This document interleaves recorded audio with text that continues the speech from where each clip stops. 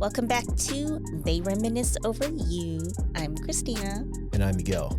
This week we're talking about someone who's been in the game for over 40 years, playing a wide variety of characters, gangbangers, a Wall Street stockbroker, astronaut, munitions expert, real life characters like Miles Davis and Sammy Davis Jr., comic book action hero in the Marvel movies. Who are we talking about?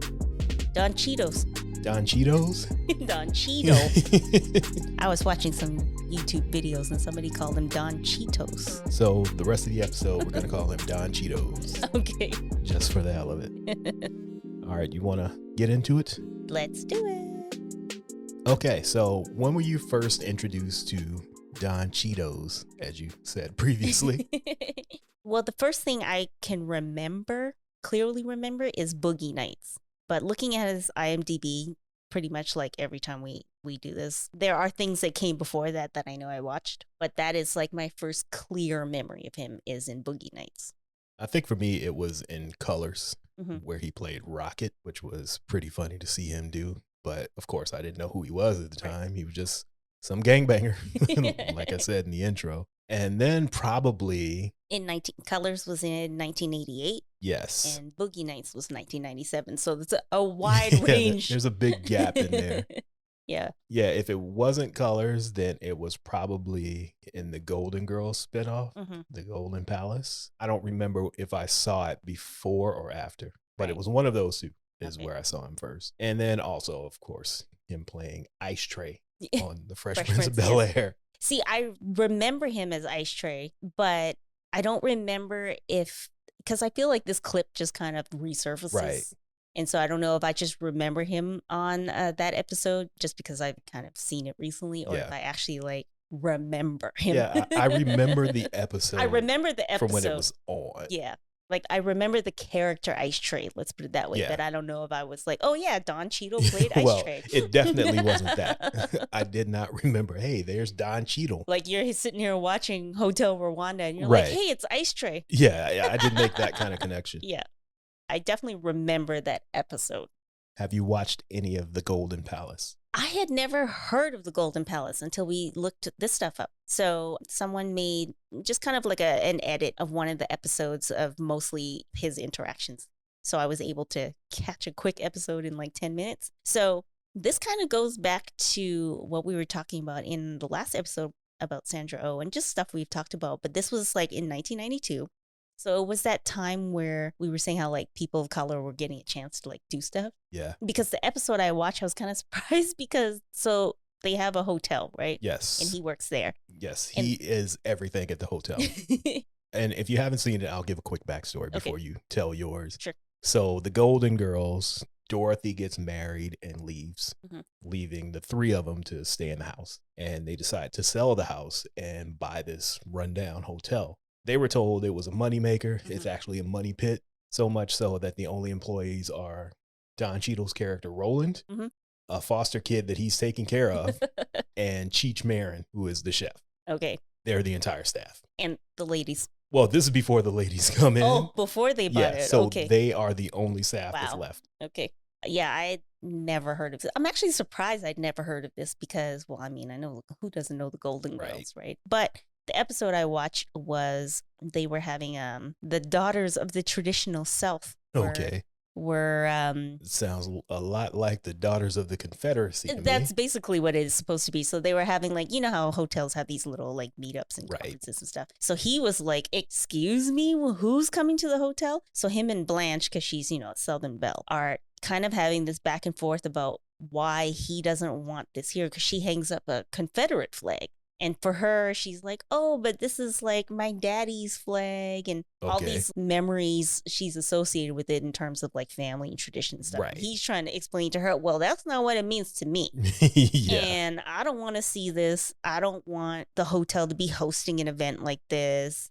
One of the Daughters of the Traditional South, when he was kind of like mocking the like, yes, ma'am, when they were arguing. And the woman's like, oh, you should hang on to him. He's one of the good ones. Oh, God. So Blanche was like, and so she goes chasing after him. I don't think of you like that, though. So it was actually I mean, for a sitcom, they kind of tackled the whole what the Confederate flag means versus Right. to her, it's like a, family traditional thing, yada, yada, yada. But yeah, I was like, oh, okay. What a interesting one episode for me to watch. But like I said, this was 1992, where at first I was like, wow, I can't believe they talked about this. And then I'm like, well, it was 92 and we had that small window Right. to have a voice where colored folk was allowed to talk about things that bothered us. Yes, before it got shut down again.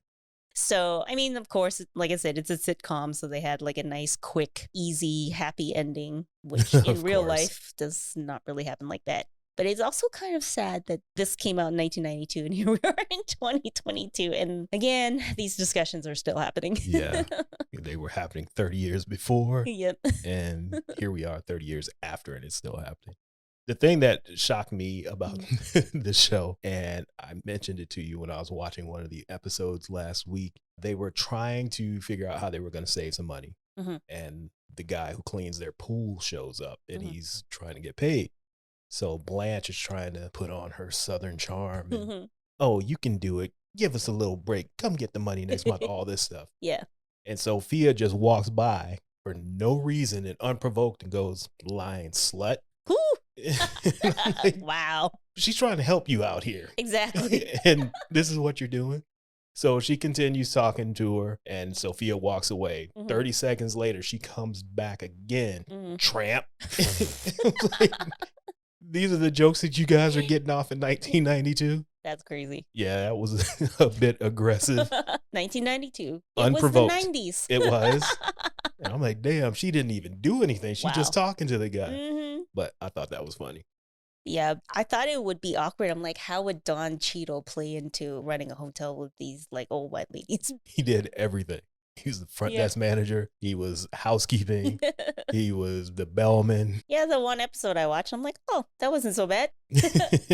Oh, I just wanted to go back to Colors for a second. So I've never watched Colors, but I want to because it's just a reference that just pops up all the time. But actually, I think it was in the video I sent you about just the locations then and now. I haven't finished it. Yeah, so in the video, they were just mentioning all these like familiar faces in the movies that we didn't really know who they were then, but we do now. But they pointed out that one young Gerardo was in it. Yes, he is. Rico Suave fame. Him and Mario Lopez, too. Yes. Mario Lopez is in it. And some other familiar faces. Yeah, Leon, Glenn Plummer, Damon Wayans. Yeah, and of course, Don Cheadle. Yeah, Don Cheadle, Sean Penn. So one of the things I find a little harder to do in terms of research for when we're covering an actor is their work isn't always as readily available as music. So for the most part, you can hear people's albums or see their music videos on YouTube or whatnot. But with movies and TV shows, especially TV shows,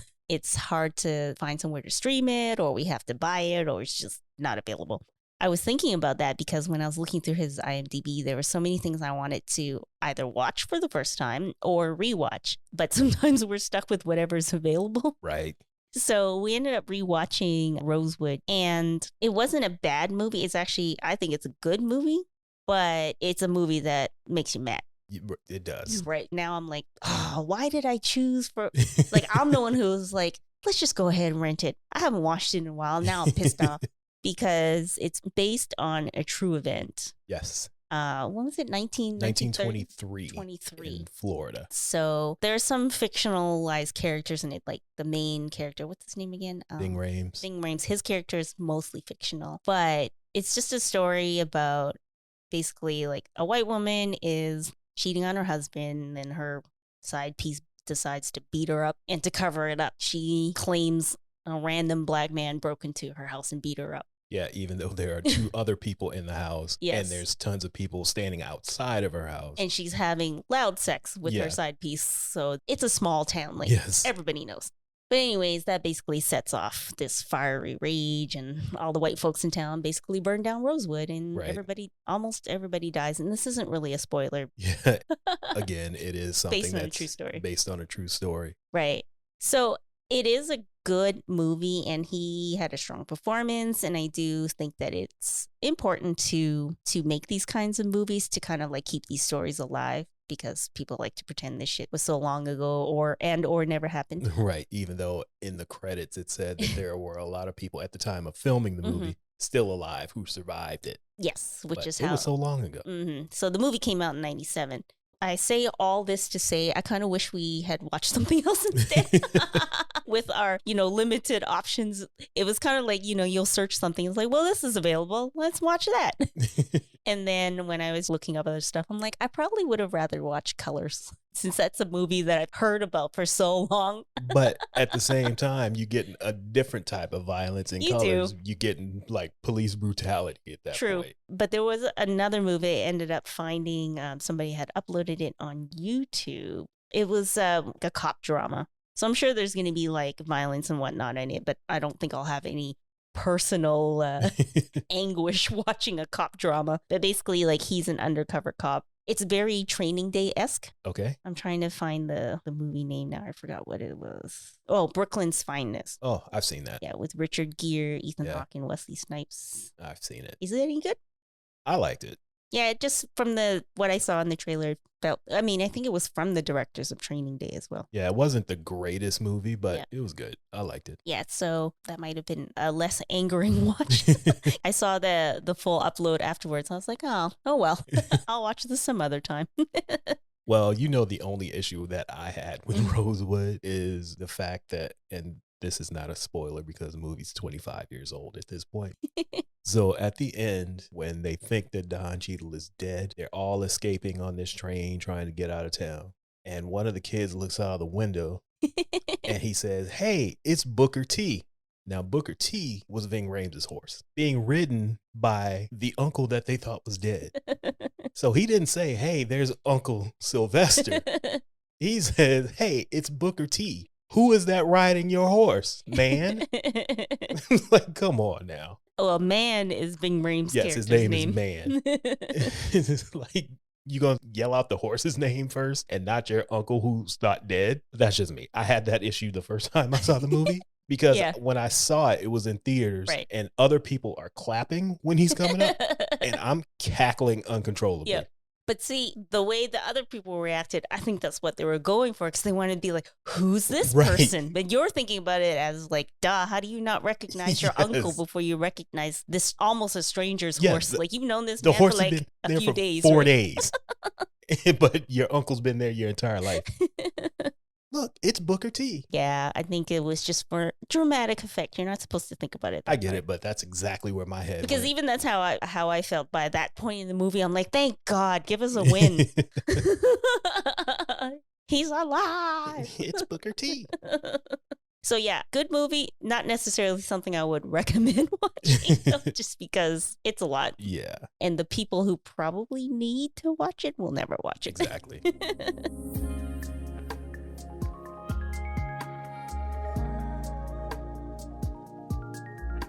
Yeah, so we're still in the 90s. Like, all of this stuff is before 2000. There's a bunch of other stuff too. I rewatched Out of Sight, but he doesn't really have a very big role in that. I mean, it was okay. It's a, what do you call it, a popcorn movie. Yeah, well, I've seen it, but I didn't take the time to watch it again.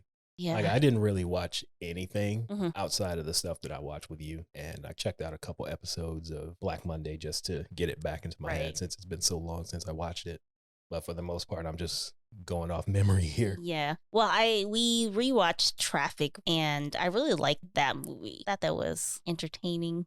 It feels weird to talk about a drug movie entertaining. I liked it. The thing I notice about all these movies that we watched, like his earlier stuff, even though they were good movies, I say they were good for the time. Like, even Traffic, the way it was shot and the way it was color graded and all that was very corny. Yeah. You had mentioned when we were watching it, like, every time they were in Mexico, everything was brown and dirty looking. And then when they were in San Diego, it's all blue. And everything is nice and colorful. And when they're with Michael Douglas's character, everything's a shade of blue. So that was very cheesy to me. It was good for the time, but looking at it from a 2022 lens, oh, come on, this was corny. Just like, speaking of corny, I rewatched the Oceans series. Yeah, well, those were corny at the time too. Well, and that was kind of the point. Yeah, I guess they were corny and cheesy. I think it feels yet they were supposed to be fun. Right. I think it feels extra corny now because that trope has been done so many times. Yeah, since then. Yeah. And he has this terrible British accent. I mean, good for him to be part of a franchise that was so popular, but I probably didn't really need to revisit that.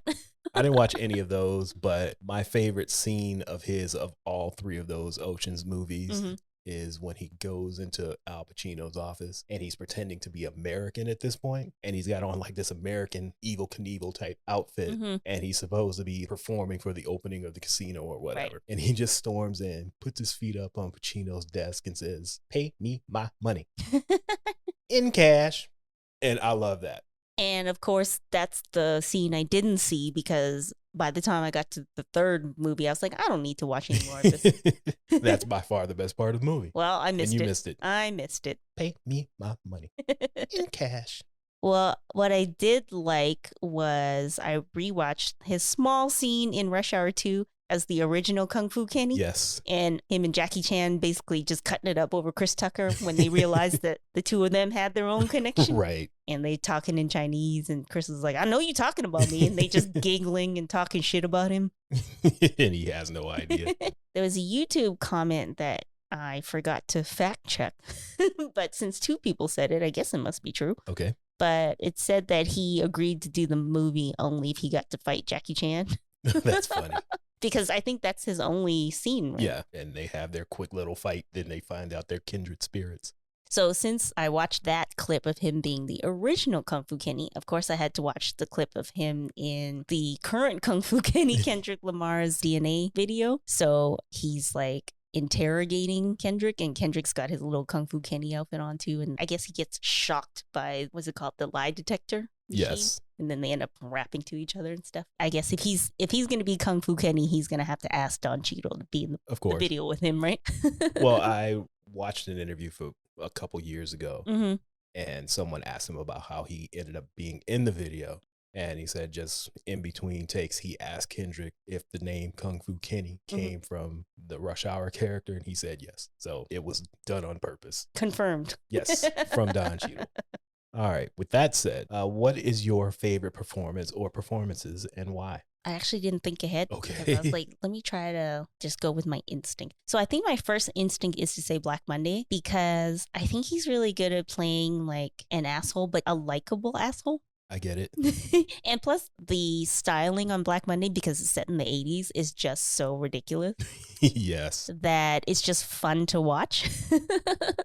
And that it's just like the wild 80s. Right. Kind Lots of portrayal cocaine and stuff. sex going on. And blue eyeshadow and such. So I think initially I want to say that because overall it's entertaining, but just kind of revisiting a couple of these clips and old movies and stuff. I do like his character in Boogie Nights because so he's an adult film star. But there's this very like earnest quality about him at the same time because he's like really into stereos and stuff. I don't remember his exact character because I watched the movie so long ago, but just in these clips. And so he wants to open up his own stereo shop. And there's a scene where he's working for somebody else and he's trying to sell a stereo to somebody. And it seems to be everyone's favorite scene, according to the comments. I don't remember anything about that movie. Well, he's trying to sell a stereo to someone. He's really getting into the whole salesman thing. And then he's like, let me turn some music on for you to hear. And then he's playing this like honky tonk country. And the customer is just like, oh. He's like, you got to move your hips to it. Anyways, there's just something very earnest about his character. I don't know if they wanted to do that on purpose to be like, hey, not all adult film stars are like these seedy characters or whatever. Right. Some of them is just a job. Yeah. And yeah, so it's kind of interesting to see him play a character that is kind of, what's the word? A contradictory character. Okay. If that makes any sense. It's hard for me to say because I remember Black Monday more. Right. I'm going to say somewhere between those two because you get to see like a wide range just even between those two characters. Yeah. I'm going to go with Mo on Black Monday as well. And for the same reasons that you said, he plays, I wouldn't say shifty characters, but slick talkers. Yeah. People who kind of operate in the gray areas and use a lot of loopholes. He does that really well. And Mo is probably the best character for that. He's not a complete asshole to people. He just finds, like I said, the loopholes and wiggles. He works in the gray areas. So that's probably my favorite character. Okay. of anything that he's done. Now that you've put it that way, it doesn't matter if he's like a cop or an actor or ice tray or like is always kind of a gray area guy. Yeah. And well, in Rosewood, he was a music teacher. He was pretty straight-laced in that one. And there's a lot of stuff where he isn't operating on the edges. Yes. Mission to Mars. There's one. Mm-hmm. But even that one, being on Mars by himself, he's a little bit crazy for a bit. So I like those type of characters that he does, even though he does dramatic characters well, when he's kind of the loose cannon is what I like. I like him when he's a little bit funny. Yeah. Like his character in House of Lies, where he's kind of an asshole, but you kind of like him though. He cares about the people that he cares about. Yes. But he does what he needs to do to get the job done. Exactly.